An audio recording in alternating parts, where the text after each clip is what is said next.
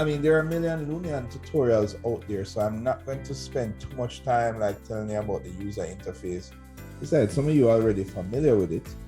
But just to kind of go, to kind of just touch the basics. For the most part, the main icons that you need to operate with. Right. So these are the main icons here that switch you between the main categories in Lumion. And the first category is pretty much the build category, materials, landscaping, and lighting, right? And when you pick one of these main categories, all of the subcategories, which is this box right here, all of those categories will adjust depending on which main categories you pick, right? So you can kind of think of, which one is this one, right? You can kind of think of Lumion in having two zones. You know, you have all your icons on the left, which deals with the main categories, and then you have all the production icons on the right, which deal with when you're ready to render and produce. All right, so right away, we need to import our model. So that's going to be done on the left, on the left side. So, right.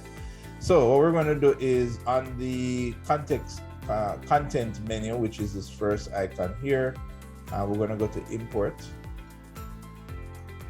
Now I'm going to be using these layer icons that are located up top, right? And I don't remember which version layers came into in Lumion. But they can be kind of helpful, especially when you're importing multiple objects, right? So we can import, for example, the site on layer 1, and then we could import the building on layer 2. And the idea behind this is that you can use it to help balance the amount of resources. In a case where you're dealing with a really large model, you know, and you're trying to manipulate the model and it's too heavy on your computer, you can put different parts of the model on different layers. So that's something there to remember. All right, and if you remember from our Twinmotion demo, Twinmotion also has something like layers, but basically you can turn off all the individual objects in Twinmotion. Okay, so we're going to go to the import, which is located here. When we click that, it's going to bring up our little dialog box, and we're going to go to the folder that we were working from. So that is the assignment for demo, and here is our site. All right, so we're going to double click that, and that will start to import our site. Okay, now, all right, this is telling me because I actually have a file that's called this. I have a file within this Lumion program with that name already. When you import content into Lumion, you can actually share it across projects. So that is pretty cool. So I've already done like a test project from this a couple of weeks back, where I tested the model to make sure that it's okay. So Lumion is telling me that, hey, I already have a FBX file that has this name in my Lumion installation. So I need to basically rename it. So I'm gonna call it 2. I can put it in a category, you know, just trying to keep things organized. So we could call this site model. When you're dealing with really large buildings where you're importing multiple assets, maybe you're doing a multi-unit development and there are like 10 unit types. So you probably want to import all of them and keep those organized.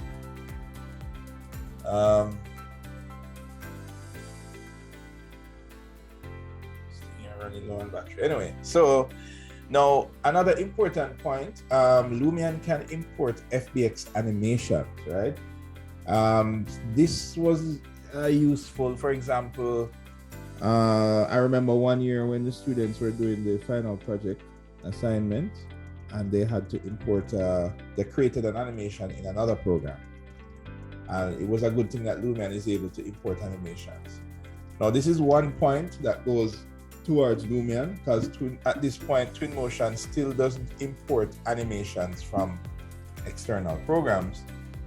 So, you know, if you animate something in 3ds Max or Maya or some other program, so these two programs trade blows. You know, so on one hand, Lumion has the ability to import animations, and it has the ability to import line work as well. But Twinmotion has the ability to create animation. Well, both of them can, but Twinmotion has a little bit more flexibility to create animation within the program itself. You know, but as I said, the trade blows. So I remember one year they needed to do I think it was the group that was doing the building crumbling, and of course they could crumble it in another program that was able to make the building crumble, and then they imported that FBX file, and the animations came into Twinmotion. Sorry, into Lumion, and they were able to like produce the video in Lumion. So that's great. We'll talk more about the comparisons as we continue. At the end of the day, Twinmotion still has one big edge over Lumion, and I'll tell you about that a little later. Anyway, so we're gonna choose OK there to import our site model.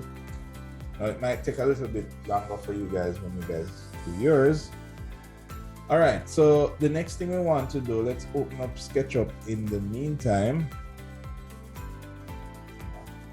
All right, and what we want to do in SketchUp is we need to save this as a earlier version of SketchUp. So remember, if you're using like Lumion 9 or 10, well, to be safe, I just normally export all SketchUp files as SketchUp 7, because pretty much any program out there was made after 7. So I'm going to go to my desktop and let's go to that working folder and building 16 model as a SketchUp 7 version and save. All right, good. All right, so let's see if that's still opening there. All right, now I am doing this the long way, right? But if you guys have the link, the sync extension installed in your SketchUp, which looks like this icon here, you can also use this to synchronize your model. And this is perhaps the easiest way to do it.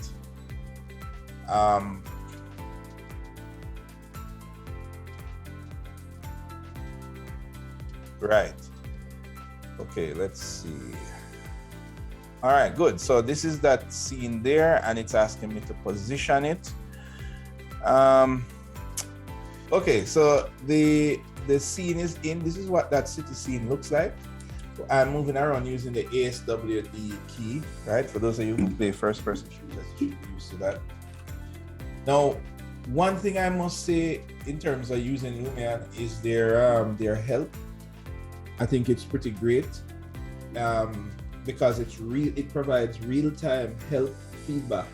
So for example, when I press a key, like when I right-click and move the mouse around, that allows me to look around. But if you look here on the right of your screen, that's on this side here, I think Lumion does a better job at telling me what shortcut keys goes along with this key that I'm currently pressing. So when I hold right click on the mouse, it's telling me that, okay, if I use ASWD, I can move around. You know, so even if you're new to the program, so for example, a person like me who doesn't really come into Lumion a lot, and I can't remember, you know, what the buttons do, it's a nice real-time way to tell you, and you don't have to like go into like a help menu or something to do that. So there you go again, 1 point for Lumion for that, for being so helpful. All right, so get that out of the way. All right, now if you look here, you will see the imported model library, and what you will see is that I created a category called site model, and in site model I have my building here. Now if I look on the main, these are other buildings that I have done in other projects, and they're located within the project there. So that's pretty cool, because if I open a new Lumion file, I can always grab a building from a different project. All right, so once my building is positioned, the first thing is that it's a little bit low, but you can see the grass kind of peeking through. Kind of zoom out a little. You can see the grass is kind of peeking through. So what I need to do is move this model down on the Z-axis.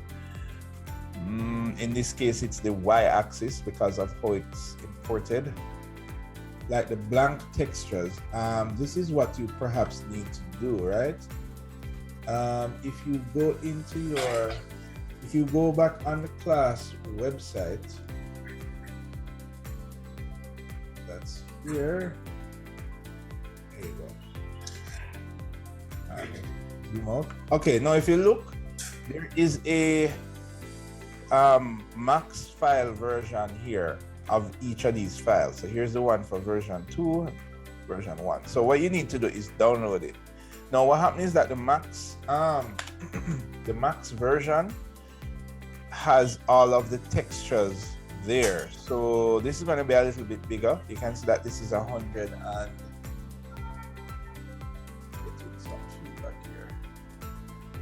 right. You can see that this is 115 megabytes. So this is going to be a little bigger. So I'm going to download that. Okay, when I download it, I'm going to place it in my working folder. So here is my working folder here. No, not that folder. It's actually on my desktop. There we go. Right, so I'm going to place this file here. And then what you do, as long as you have WinZip or WinRAR, whichever archive program you have that can extract this, I'm going to extract this to a folder. Now, when I look at that extracted folder, there's a folder called Maps. And these are actually all the textures that I need. Now, here's the thing. It's going to be hard for me to simulate what will happen on your computer. But what I can suggest is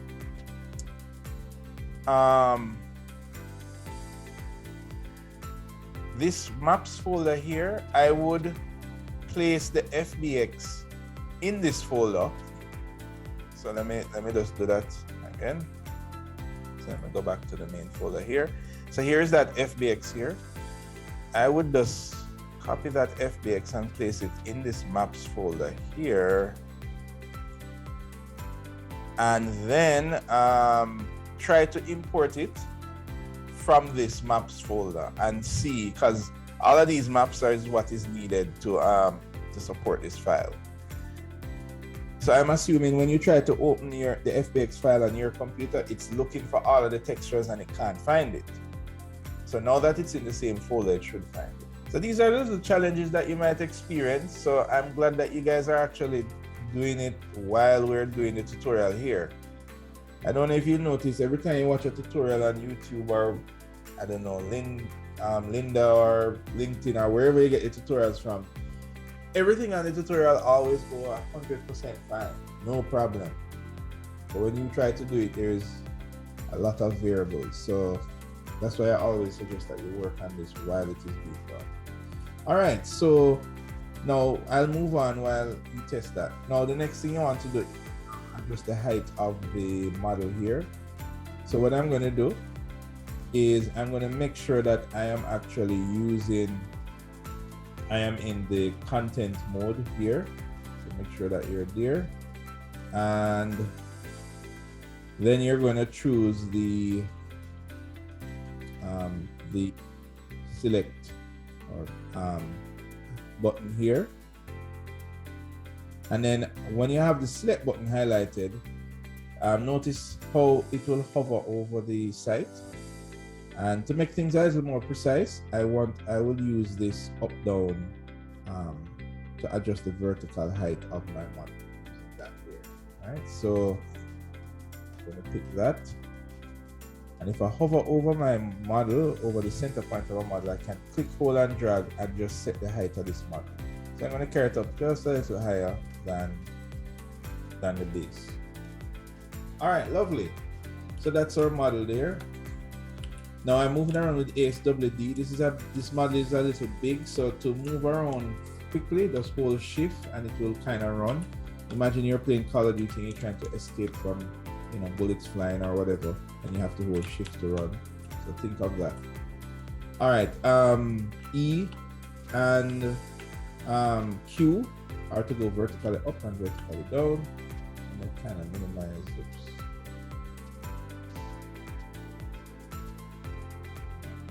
Okay, all right, let me take this off here. There we go.